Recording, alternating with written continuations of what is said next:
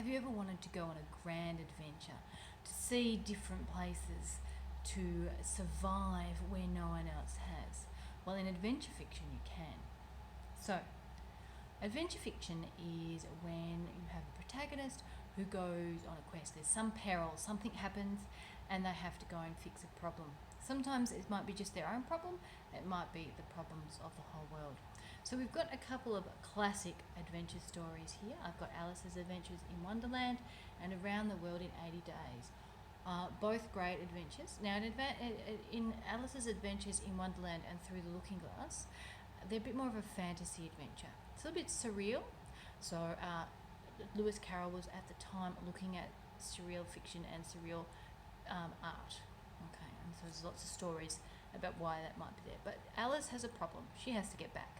She's not sure what's going on, and she has to go find out. In Around the World in 80 Days, there's a quest. So, what's his name? Phileas Fogg is bet that he can't go around the world in 80 days. So, of course, he has to do that. And so there's lots of different problems that happen along the way for him. And he also has a bit of personal growth. So that's another thing that happens in an adventure book. The story happens to the character, and the character happens to the story. So the story can't move without the character, but the character also needs a story for them to grow as a person or as a character. For example, these books, The Hobbit and Lord of the Rings. Now, I don't have the first one, I've just got the second one here. But in The Hobbit, Bilbo Baggins, a very self-serving hobbit, very much his own hobbit, doesn't really think he needs to be doing stuff with other people, and then a mysterious visitor turns up, and he has to go on this quest to save himself and save the Shire. It's the same with this, but more so with The Lord of the Rings, with the whole quest to sort out the ring. I won't spoil it for you in case you haven't read it, but you should give those ones a go. Both classic adventure stories. Both stories, the main character grows and develops with the quest. Now, you've got some other things where adventure just happens. It's not necessarily a big quest. You've got this book, Hatchet. Now, I recommend this heartily to everybody to read this. So this is about the story of Brian, and he is in Canada, and his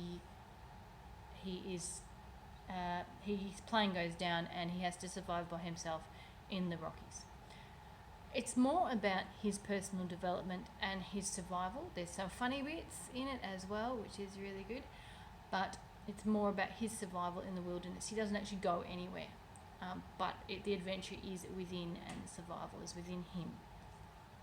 And then you've got books like these two, where there's a quest. There's a mysterious visitor. In this one, there is a mysterious will and a quest and a quiz, and they have to go and find the answer to all this treasure hunt. And this one is more of the king has sent them to build a map, but there's actually more to it. And in these stories, we find out things along with the characters. We grow with the characters. Last one I'm going to show you is this one, The Road to Winter. And this is a classic dystopic adventure. So the main disasters happen to the world, and there's lots of other things happening. And so the people in this, characters in this book, are trying to cope with how their world is now, but also their own personal problems as well. Excellent book, Road to Winter. Read that one as well. So adventure takes us to places where we haven't been. Sometimes they're fantasy worlds, sometimes they're the real world. Always worth having a look at. Enjoy your reading.